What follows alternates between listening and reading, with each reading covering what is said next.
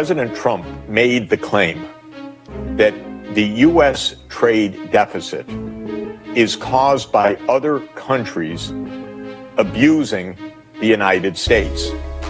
That if the U.S. is running a trade deficit, as it does with more than 100 countries, that this is somehow the fault of those other countries.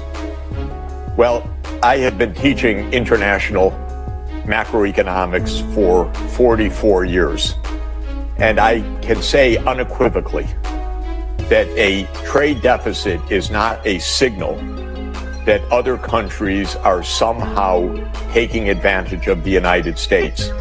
It is only a measure that the United States is spending more than it earns. In other words, that its total consumption and investment is greater than the gross national product. That is a statistical identity. The current account balance, which is the comprehensive measure of the net trade of the United States in goods and services with the rest of the world, that deficit equals the excess of U.S. spending over U.S. income. Now, why does the U.S. spend more than it earns?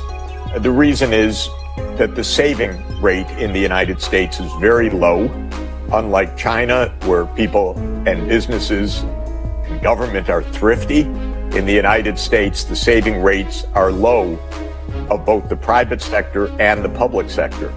But most notably, the U.S.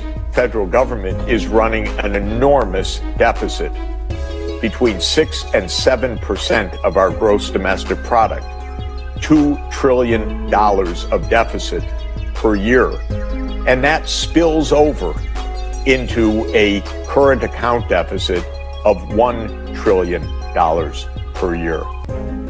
So the tariff measures are utterly unjustified by the economic claims of the U.S. government.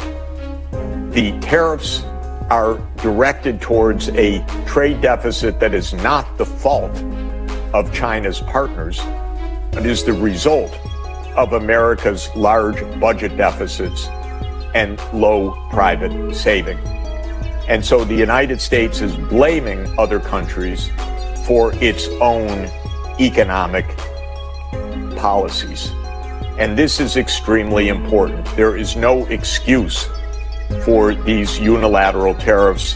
Not remotely are they related to unfair practices of the rest of the world somehow cheating the United States.